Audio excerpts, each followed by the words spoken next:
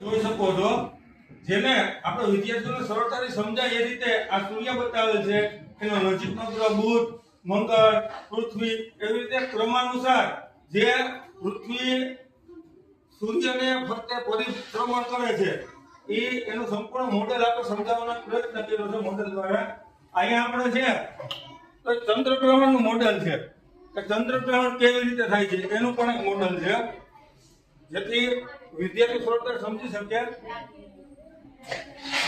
ઘનાકારો વિવિધ પ્રકારના 3D આકારો છે બરોબર, એનું પ્રત્યક્ષીકરણ કેવી રીતે થાય જેથી કરીને એને પરિમિતિ ક્ષેત્રફળ વગેરે દાખલાઓ ગણવામાં પણ સરળતા રહે. આ માઇક્રોસ્કોપ છે જેમાં આપણે વિવિધ પ્રકારના પ્રાણી કોષ, વનસ્પતિ કોષની સ્લાઇડ બનાવી અને આપણે જોઈ શકીએ. આ પેરિસ્કોપ છે, આ ત્રિપાઈ છે, આ જાળી છે, આ સ્પિરિટ લેમ્પ. આપણે એમ હોય કે સ્પિરિટ લેમ્પ એટલે તો શૂન્ય છે, પણ સ્પિરિટ લેમ્પ એટલે હકીકતમાં દીવો જ થાય બરોબર. ના છેલ્લે દીવો જ થાય.